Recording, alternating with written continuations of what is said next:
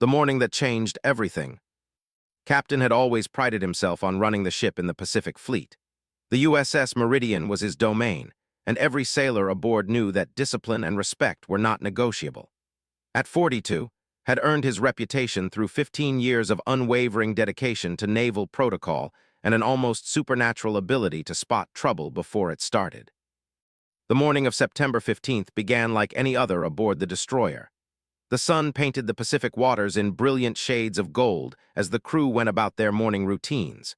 Stood on the bridge, coffee in hand, reviewing the day's training schedule when his executive officer, Commander Sarah, approached with a concerned expression.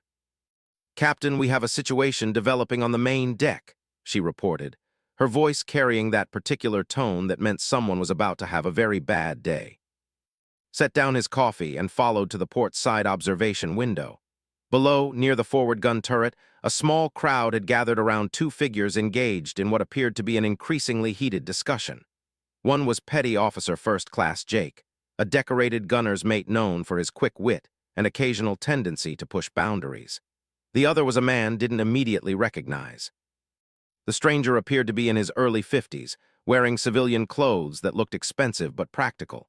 His gray hair was neatly trimmed, and despite being significantly shorter than the towering, he carried himself with an unmistakable air of authority. What caught attention immediately was how the man stood perfectly straight, his hands clasped behind his back in a stance that screamed military training. "Who's the civilian?" asked, though something about the man's bearing told him this was no ordinary visitor. "That's what we're trying to figure out, sir," replied. "He came aboard with the supply helicopter about 20 minutes ago, says he's here for a routine inspection, but his paperwork seems irregular." Watched as gestured animatedly at something on the deck, clearly explaining some piece of equipment to the visitor. Even from this distance, could see that was enjoying himself, probably sharing one of his endless collection of Navy stories. The petty officer had a gift for making even the most mundane naval procedures sound like epic adventures. "What kind of irregular?" pressed, though he kept his eyes on the scene below. "Well, sir, his identification checks out, but the authorization codes are coming through different channels than usual. And frankly, he's asking very specific questions about our operational readiness and crew performance metrics." The captain frowned. In his experience, routine inspections were rarely routine, and unexpected visitors asking detailed questions about ship operations usually meant someone somewhere was either very impressed or very concerned about something. Given that the Meridian had just completed a flawless training exercise the previous week, was reasonably confident they weren't in trouble. As they watched, appeared to be demonstrating the operation of the 5-inch gun system, his hands moving with practiced efficiency as he explained the loading sequence. The civilian listened intently, occasionally nodding or asking what appeared to be probing questions. What struck as odd was how comfortable seemed with this stranger. The petty officer was notoriously cautious around unfamiliar officers and civilians, yet here he was treating this man like an old friend. "Get me service record," ordered. "I want to know if he has any connection to our mystery guest." "Already pulled it, sir," replied, producing a tablet. "It's been with us for 18 months. Transferred from the USS after a commendation for exceptional performance during a joint exercise with Allied forces. No red flags in his background, and his security clearance is current." Scrolled through his file, noting the consistently excellent performance reviews and the complete absence of disciplinary actions. The man was a model sailor, which made his casual interaction with an unscheduled inspector even more intriguing. "Captain," continued, "there's something else. The helicopter pilot mentioned that our visitor specifically requested to speak with crew members involved in weapons systems maintenance. His name was on his list." This revelation sent a chill down spine. Specific crew requests weren't unheard of, but they usually indicated either a very targeted investigation or recognition for outstanding service. Given the secrecy surrounding the visitor's arrival, was beginning to suspect the former. "Have you run his ID through our security database?"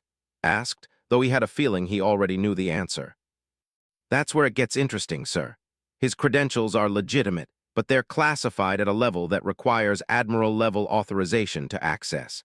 Our system confirms he has the authority to be here, but it won't tell us who he is or what organization he represents."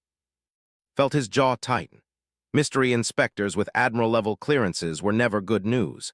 They usually appeared when someone very high up the chain of command had questions that needed immediate answers. The fact that this particular inspector was currently engaged in casual conversation with one of his crew members suggested that whatever questions he had might be specifically about. As if sensing the captain's scrutiny, looked up toward the bridge and offered a cheerful wave. The civilian turned to Follow's gaze, and for a brief moment his eyes met through the observation window. Even at this distance, the captain could see something in the man's expression that made his stomach clench with unease. "Sir," said quietly, "should I interrupt them?" Considered this carefully. Protocol dictated that all interactions between crew members and unscheduled inspectors should be supervised by at least a department head.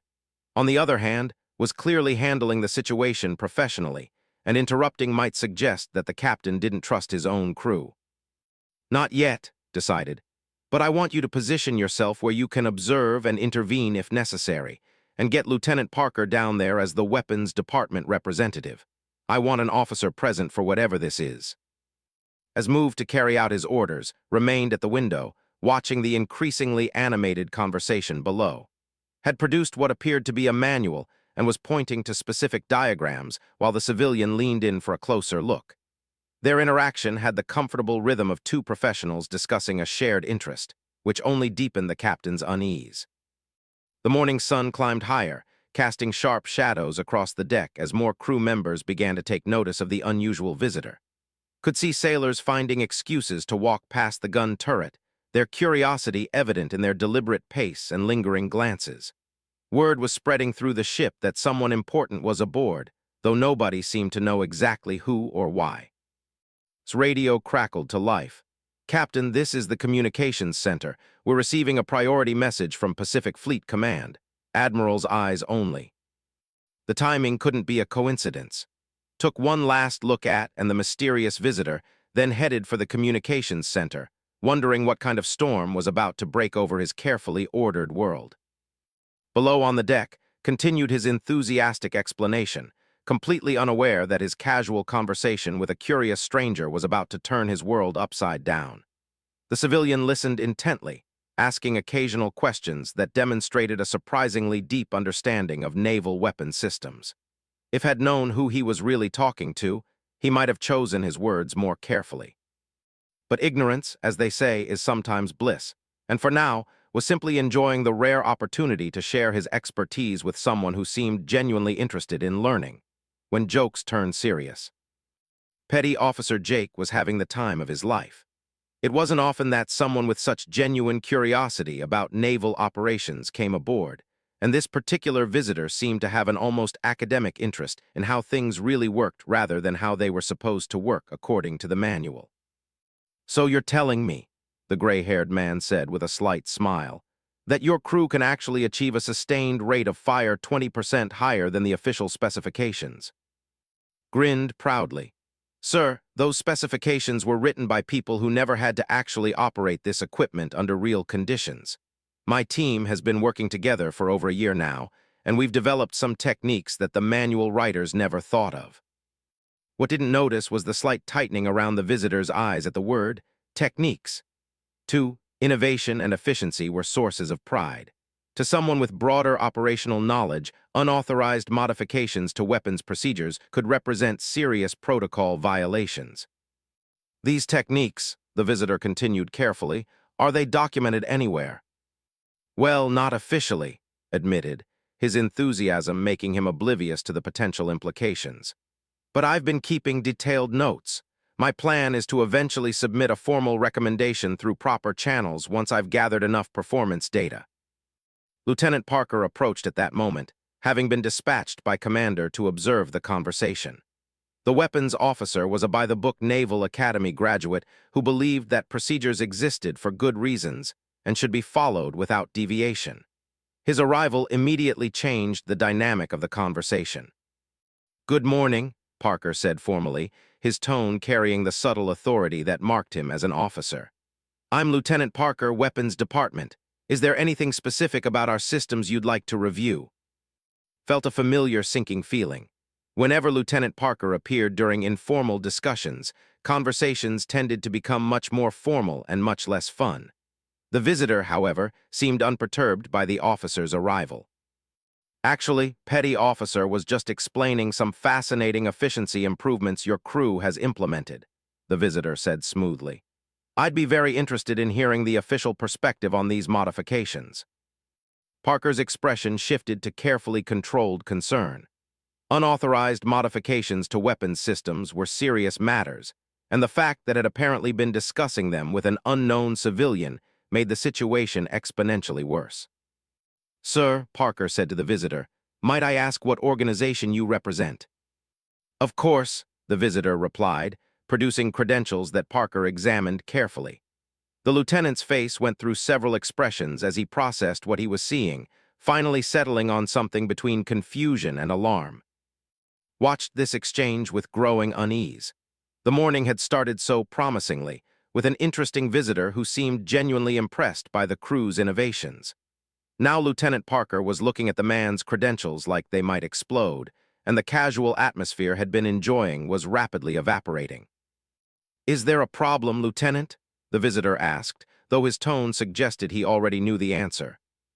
Sir, these credentials indicate a level of authority that, well, they're quite extensive, Parker said carefully.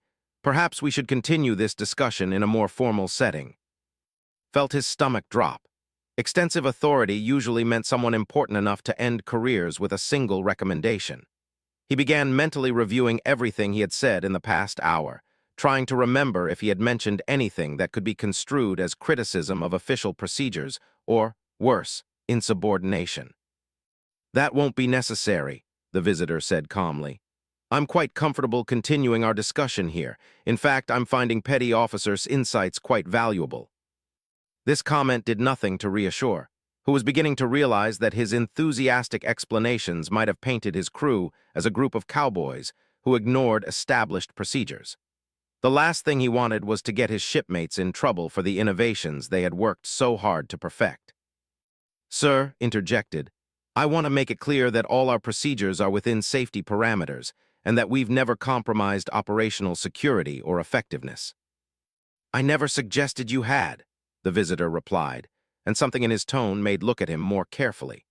There was an authority in the man's bearing that seemed to extend far beyond his civilian clothes, and the way Lieutenant Parker was deferring to him suggested credentials that went well beyond routine inspection authority. Commander appeared at the top of the nearby ladder, moving with the purposeful stride that usually indicated orders from the captain. She descended to the main deck and approached their small group with the expression of someone who was trying to maintain professional composure while dealing with a situation that had spiraled beyond normal parameters. She said formally, Captain requests the honor of your presence on the bridge. This invitation was clearly directed at the visitor, though her tone made it sound more like a polite order than a request. The visitor nodded acknowledgement. Of course, lead the way, Commander. As the group moved toward the bridge, found himself walking slightly behind the others, his mind racing through possible scenarios. None of them were particularly encouraging. Important visitors who arrived unannounced and started asking detailed questions about crew performance usually meant investigations, and investigations usually meant trouble for someone. Lieutenant Parker fell into step beside, his expression grim. He said quietly, I hope you haven't said anything that could reflect poorly on this ship. I don't think so, sir, replied, though his confidence was wavering rapidly. I was just explaining how efficiently our crew operates. Efficiency is good, Parker said carefully. Unauthorized modifications to established procedures are not. I trust you made that distinction clear. His heart sank as he realized he probably hadn't made any such distinction. In his enthusiasm to impress an interested visitor, he had focused on what his crew could accomplish rather than whether they were strictly following established protocols. The difference between innovation and insubordination often came down to paperwork and official approval, neither of which had prioritized in his eagerness to share his crew's achievements. As they climbed toward the bridge, caught sight of other crew members watching their progress with obvious curiosity. Word had clearly spread that something significant was happening, and the sight of the weapons department leadership escorting an unknown civilian to meet the captain was generating exactly the kind of attention had hoped to avoid. The visitor seemed completely at ease, chatting casually with Commander about the ship's capabilities and asking questions that demonstrated surprising familiarity with naval operations. This only increased anxiety, as it suggested someone with extensive military background who would be well-positioned to evaluate whether the crew's innovations represented valuable improvements or dangerous deviations from established protocol. By the time they reached the bridge, had convinced himself that his career was probably over. His enthusiasm for sharing knowledge had led him to reveal unauthorized modifications to weapons procedures to someone whose authority appeared to extend far beyond routine inspection duties.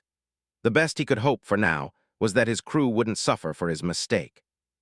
Captain was waiting for them on the bridge, his expression carefully neutral in the way that experienced officers maintained when they weren't sure whether they were dealing with a crisis or an opportunity. The formal atmosphere that greeted their arrival made it clear that whatever casual conversation had been taking place on the main deck was about to become something much more serious. Stood at attention, preparing for what felt like an inevitable confrontation with authority that he had accidentally challenged through his well-meaning but unauthorized improvements to established procedures. The bridge confrontation. Captain stood at the center of his bridge, surrounded by the controlled chaos of a warship in operation. Computer screens displayed tactical information, radio chatter provided a constant background hum, and junior officers moved with practiced efficiency between their stations. Into this environment walked a small group that was about to change everything thought he knew about his morning. The gray-haired visitor stepped onto the bridge with the confident stride of someone accustomed to command environments.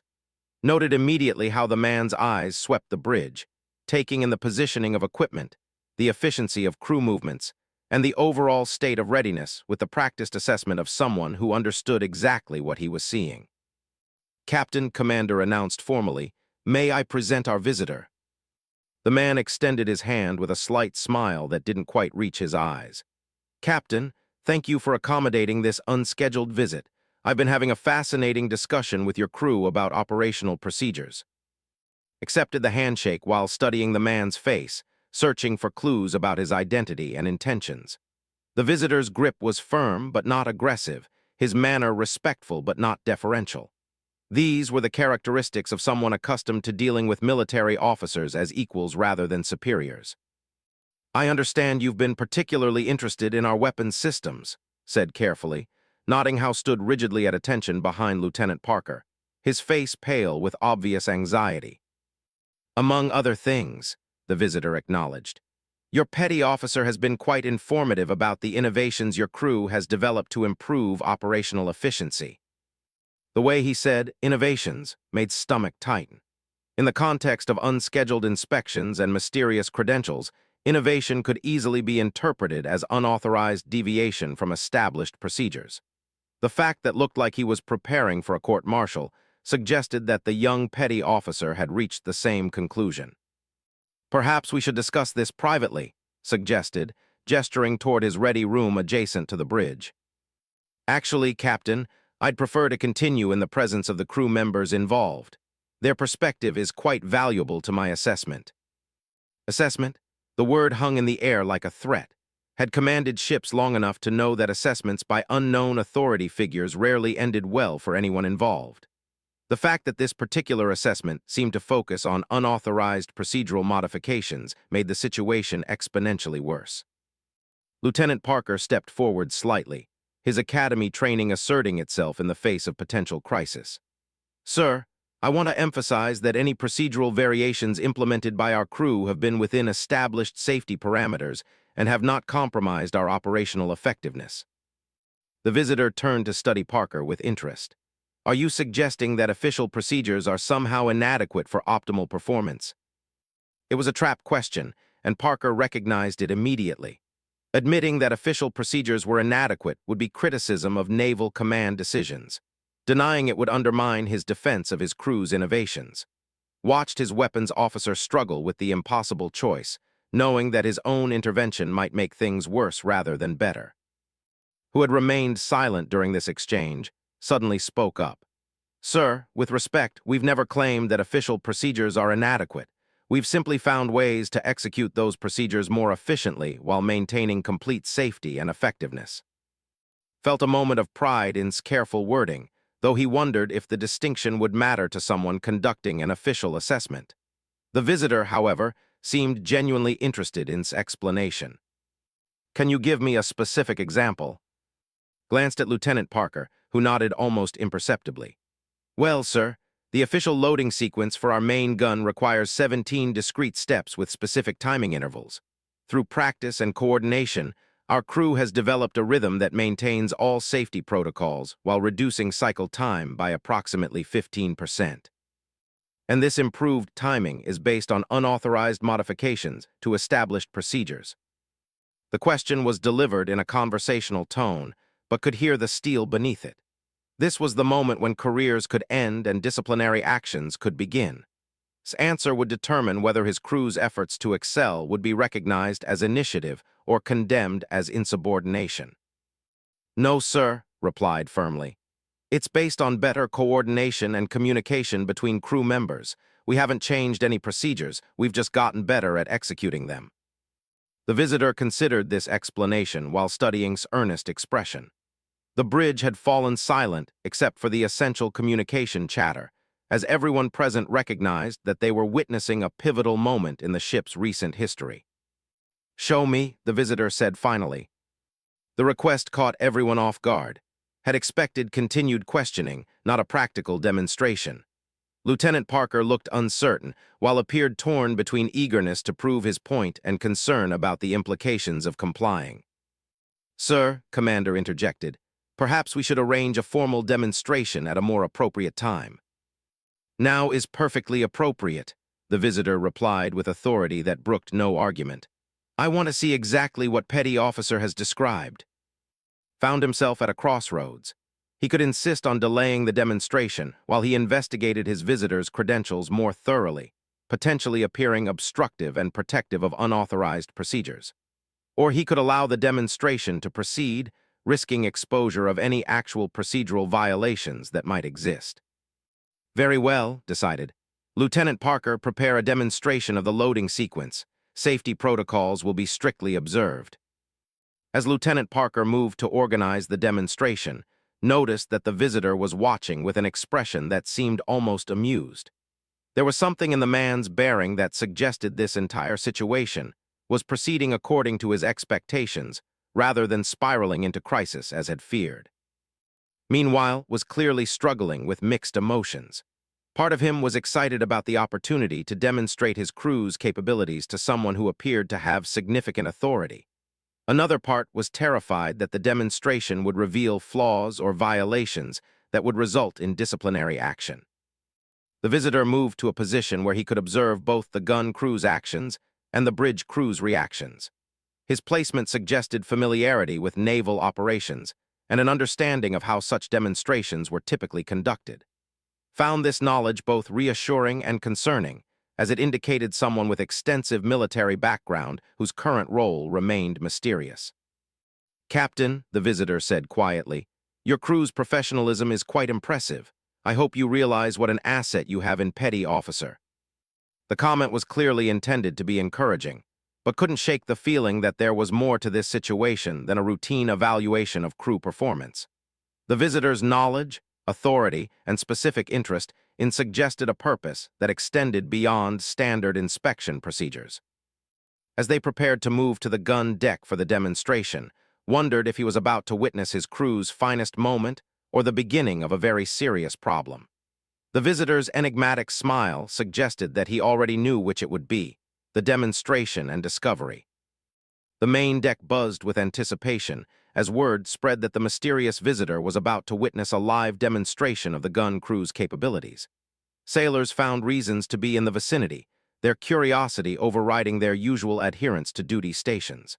Captain noticed the gathering crowd with mixed feelings.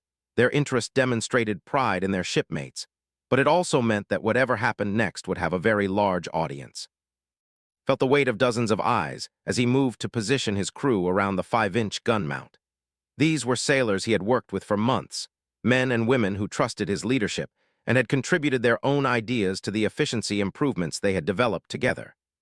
Now their collective efforts were about to be judged by someone whose authority appeared to extend far beyond normal inspection duties. Ready when you are, Lieutenant Parker announced, his voice carrying across the deck with military precision. The visitor positioned himself where he could observe both the gun crew's actions and their interaction with fire control systems. Noticed that the man's placement demonstrated sophisticated understanding of naval weapons operations, as he chose the optimal viewing angle to assess coordination, timing, and safety protocol adherence. "Commence simulation," ordered, his voice steady despite the pressure he felt. What followed was a masterpiece of coordinated efficiency. Crew moved with practiced precision, each member executing their role in the loading sequence with movements that seemed almost choreographed. Commands were anticipated rather than waited for, equipment was positioned before it was needed, and the entire sequence flowed with a rhythm that made complex procedures appear effortless. The visitor watched intently, his trained eye catching subtleties that would escape casual observation. He noted how crew members communicated with minimal verbal instruction, relying instead on visual cues and practiced timing. He observed safety protocols being maintained not through rigid adherence to checklist procedures, but through ingrained habits that had become second nature. "Time," Lieutenant Parker called out as the simulation concluded. His crew had completed the full loading sequence in significantly less time than regulation standards, while maintaining complete safety protocol compliance. The gathered sailors broke into spontaneous applause, their pride in their shipmates evident in their enthusiasm. The visitor approached with an expression that revealed nothing about his assessment of what he had just witnessed. "Impressive demonstration, petty officer. Your crew's coordination is exceptional." "Thank you, sir," replied, though he still couldn't shake the feeling that he was being evaluated for something beyond routine performance review. "Tell me," the visitor continued, "how did you develop this level of efficiency?" Launched into an explanation of the months of practice, the incremental improvements they had discovered, and the way crew members had contributed ideas that were refined through repetition and testing. His enthusiasm for the subject overcame his nervousness as he described the collaborative process that had led to their current capabilities. Captain listened to his explanation with growing pride in his crew's initiative and growing concern about the implications of their innovations. The fine line between excellence and insubordination often depended on factors beyond the crew's control, including the perspective of whoever was conducting the evaluation. "And these improvements were developed without official authorization?" the visitor asked. The question hung in the air like a sword waiting to fall. Felt his throat tighten as he realized that his honest enthusiasm might have condemned his entire crew for unauthorized procedural modifications. "Sir," began carefully, "we never modified official procedures. We simply became more proficient at executing them." "That's an important distinction," the visitor acknowledged. "But improvement of this magnitude usually requires formal review and approval through proper channels."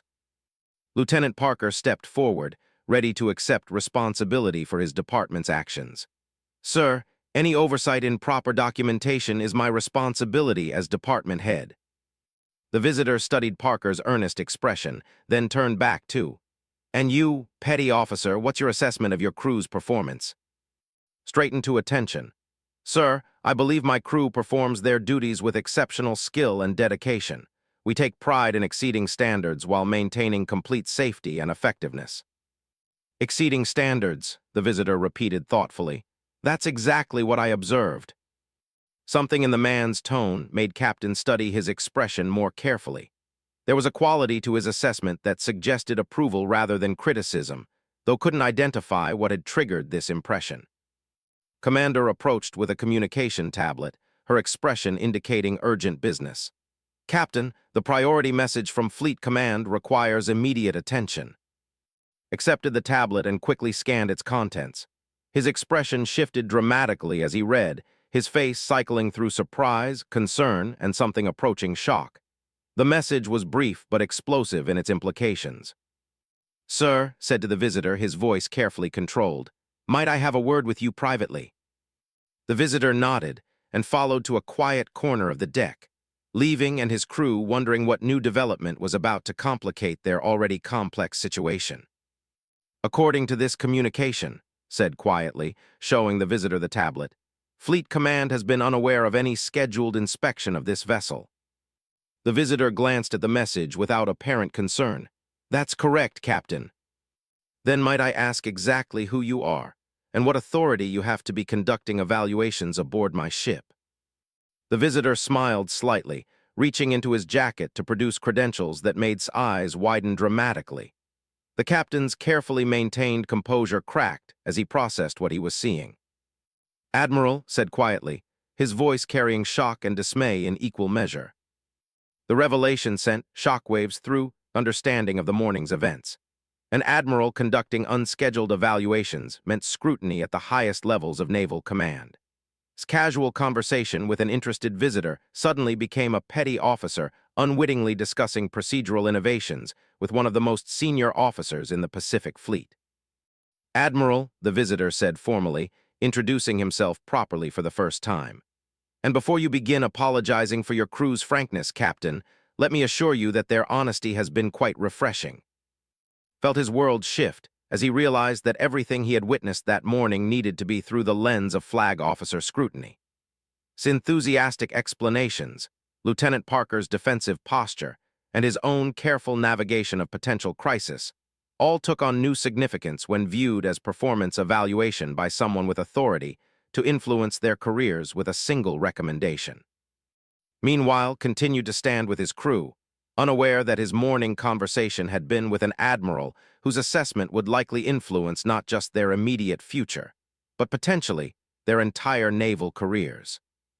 The gathering crowd of sailors sensed that something significant was developing, though none could have guessed that their shipmates' demonstration of professional excellence was being witnessed by one of the highest-ranking officers in their chain of command. The truth revealed. Admiral William had served in the Navy for over 30 years, rising through the ranks by maintaining high standards and recognizing excellence when he encountered it. His unscheduled visit to the USS Meridian was part of a broader initiative to evaluate crew readiness across the Pacific Fleet. But what he had discovered aboard Captain ship exceeded his expectations in ways that would have far-reaching implications.